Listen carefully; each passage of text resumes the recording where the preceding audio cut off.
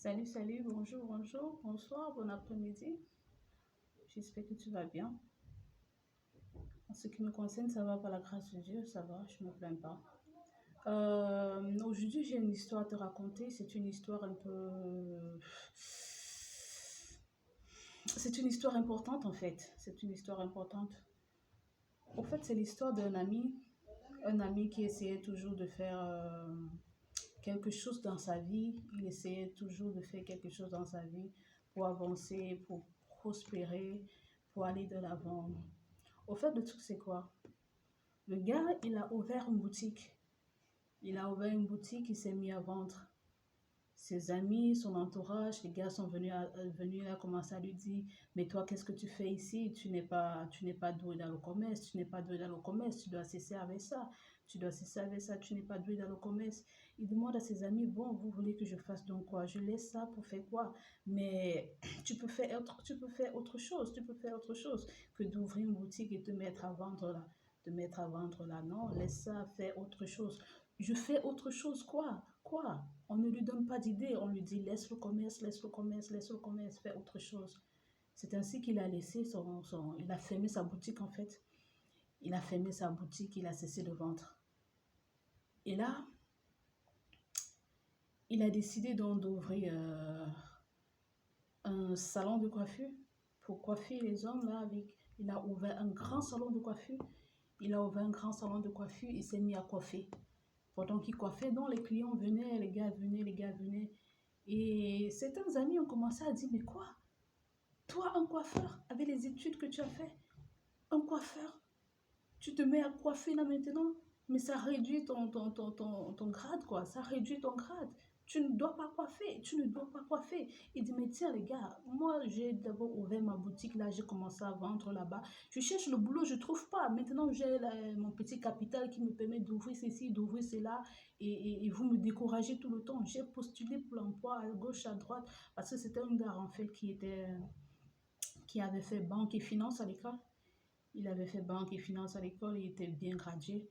Il était bien gradué, mais malheureusement, il postulait pour les emplois, il ne trouvait pas. Donc, il a eu la possibilité d'avoir un peu d'argent, il a ouvert sa boutique. Bon, ses amis l'ont découragé, mais quoi? Banque et finance que tu as fait, tu te trouves ici en train de vendre les pains chargés, de vendre les serviettes hygiéniques. Mais gars, non, laisse ça, laisse ça. Le gars a laissé, il est donc allé ouvrir son salon de coiffure.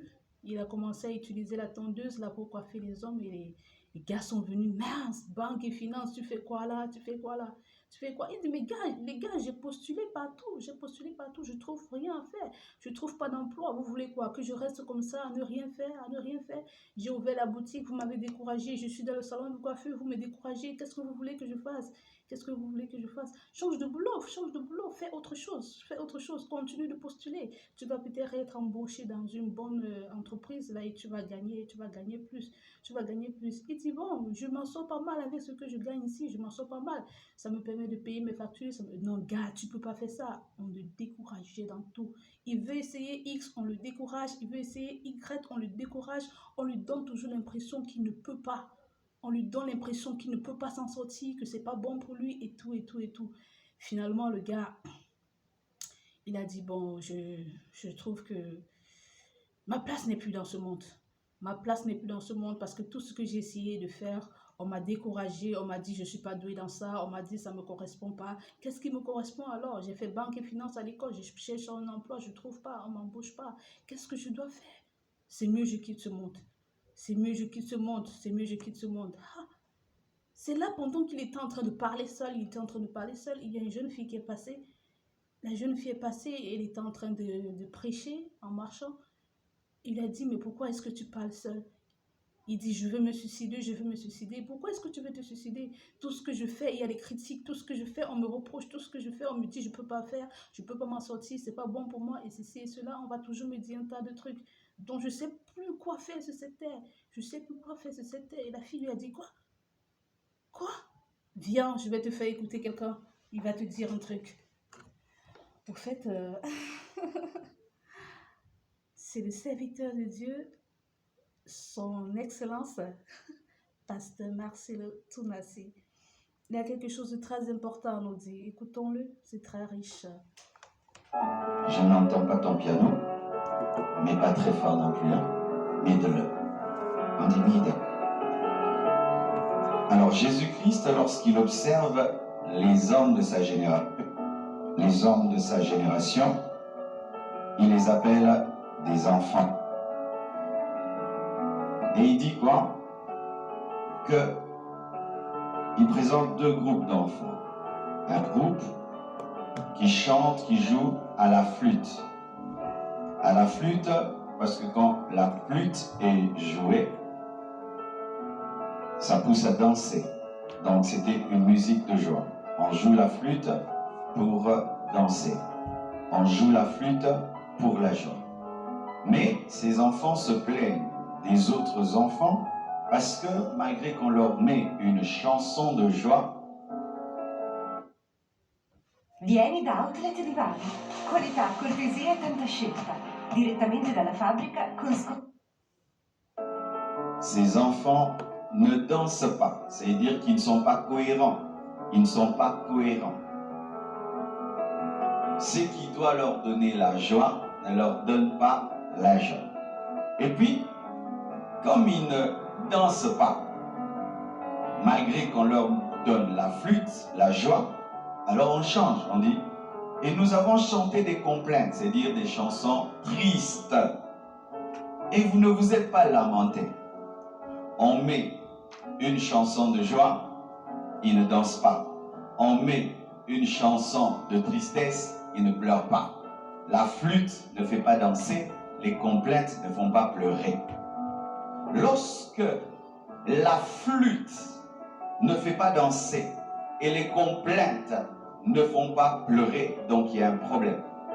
Lorsque ce qui doit donner la joie ne donne pas la joie et ce qui doit donner la tristesse ne donne pas la tristesse, ou lorsque on donne la joie et les gens disent il y a trop de joie et ils ne dansent pas parce qu'ils disent il y a trop de joie, et tu donnes la tristesse et ils ne pleurent pas, donc il y a un problème.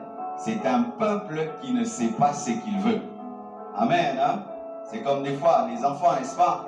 Qu'est-ce que tu veux manger?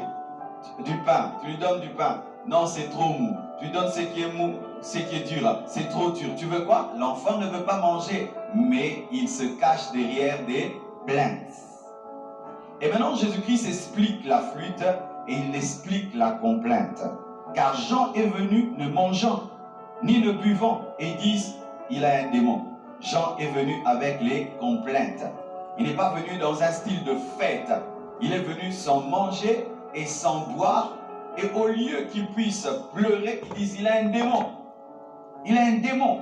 Alors vous voyez, quand quelqu'un vient, il ne boit pas, il ne mange pas, et on dit que c'est un démon, alors il faut raviser le tir. Il faut envoyer quelqu'un qui mange et qui boit, pour qu'on ne dise pas qu'il a un démon. Vous comprenez? Et maintenant, Jésus est venu mangeant, buvant, c'est-à-dire contraire à Jean, pour qu'on dise quoi? Lui n'a pas un démon, il a Dieu. Mais eux, qu'est-ce qu'ils disent? C'est un mangeur, un buveur. Non, ils devaient dire, lui n'a pas un démon, il a un ange. Mais non, ils disent non, c'est un mangeur et c'est un buveur. Un ami des publicains, c'est-à-dire des pécheurs et des gens de mauvaise vie. Mais, on dit, mais la sagesse a été justifiée par ses œuvres. C'est-à-dire quoi? Malgré les critiques, malgré les caprices, toi opère dans les œuvres, parce qu'ils ne chanteront pas, ils ne danseront pas, ils ne diront jamais que tu es bien, mais toi, manifeste la sagesse par tes œuvres. Donne-moi l'amen. Donne-moi l'amen. Que veut dire ceci? Ça veut dire que jamais tu ne seras d'accord avec tout le monde. Jamais tu ne satisferas l'homme. Jamais tu auras une vie sans critique. Jamais tu auras une vie où on n'a rien à redire. Les hommes parleront et parleront toujours parce que c'est ainsi qu'ils sont, ils ne veulent rien. Dis à ton voisin, les hommes ne veulent rien. Ils ne veulent pas danser et ils ne veulent pas pleurer. Ils ne veulent pas celui qui jeûne et ils ne veulent pas celui qui mange. Celui qui jeûne, il a un démon. Celui qui mange, c'est un païen. Pourquoi? Ils ne veulent rien. Il cache les hommes leur désir de ne pas changer par des critiques, leur désir de ne pas changer par des caprices. Mais en soi, ce ne sont pas des caprices, c'est un désir d'inactivité. C'est un désir pour que rien ne change. C'est pourquoi il parle. Pourquoi? Pour qu'il n'y ait pas quelqu'un qui jeûne et qu'il n'y ait pas quelqu'un qui mange. Pour qu'il n'y ait ni flûte ni complainte, qui est le silence. Jésus a dit, les hommes de cette génération sont ainsi. Au temps de Jésus, c'était ainsi.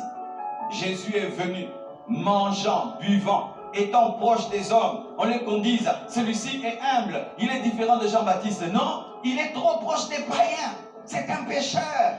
Mais si Jésus était venu distant, il est trop loin. S'il est proche, païen, il est trop loin, snob, qu'est-ce qu'ils veulent? Rien.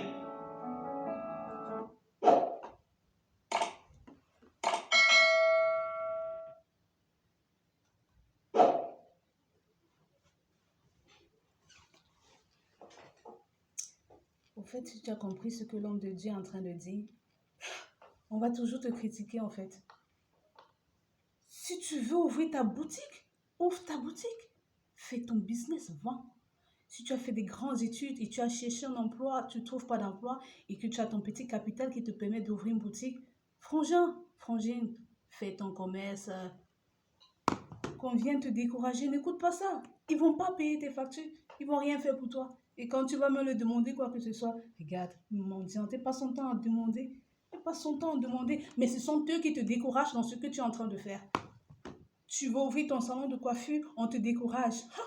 Avec toutes ces études-là, elle est devenue une coiffeuse. N'écoute pas ça. Si ça te permet de gagner ton pain, fais ton business. D'accord? On va toujours se plaindre de l'homme sur cette terre. Tu as entendu ce que l'homme de Dieu a dit? Jésus est arrivé avec son style, on a toujours parlé. Donc, c'est ce que je voulais partager avec toi aujourd'hui. J'espère que j'aurai un autre truc pour toi demain.